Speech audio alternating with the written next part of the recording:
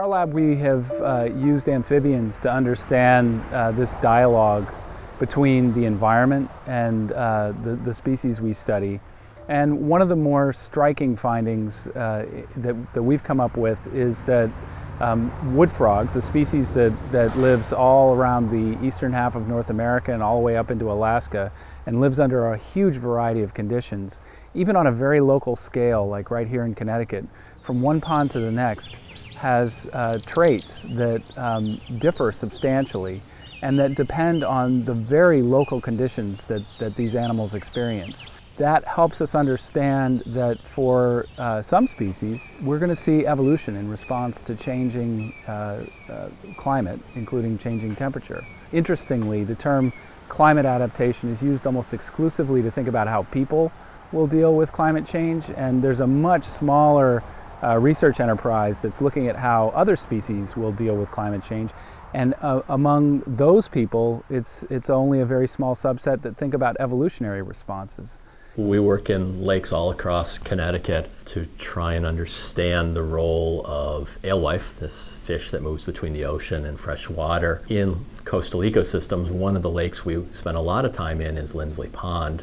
Lindsley Pond has been an important part of our studies and an important part of studies of fresh water throughout Connecticut for almost a century now.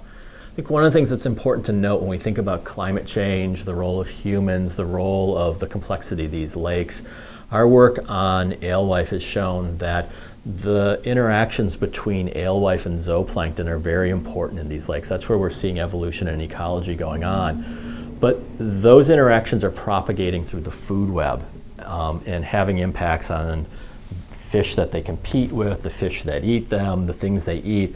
And I think that complexity of interactions, those strong effects cascading through the lake, are some of the questions that we need to be asking in the context of climate change. Climate will modify a whole suite of correlated ecological and evolutionary processes that are then going to interact. Some of them will interact very strongly, some are going to interact weakly, but they're going to propagate through the food web. You can only ask those questions at the scale at which those processes operate. And in this case, the scale of Lindsley Pond becomes really important, because we can isolate some fish into a tank and we can isolate small mechanisms, but when we put it back together, we have to put it back together at that whole lake scale. And so if we want to understand climate change, we have to do things like bring the organisms into the lab, then we have to take that knowledge and put it back into the lake. And it's only through putting it back into the lake very holistically that we're going to understand the impacts of climate change. So we have a good idea that at least some species will evolve, but we're not quite clear how that's going to shake out for them. On the one hand, it's hopeful perhaps in the sense that they're going to be able to respond in this way and perhaps deal more competently with climate change. But any sort of natural selection of this type is likely to erode variation. Natural selection works on variation in species. Variation is the way that species cope with change, and by removing some of the species' genetic variation, they make them more vulnerable to other aspects of environmental change. We just don't know.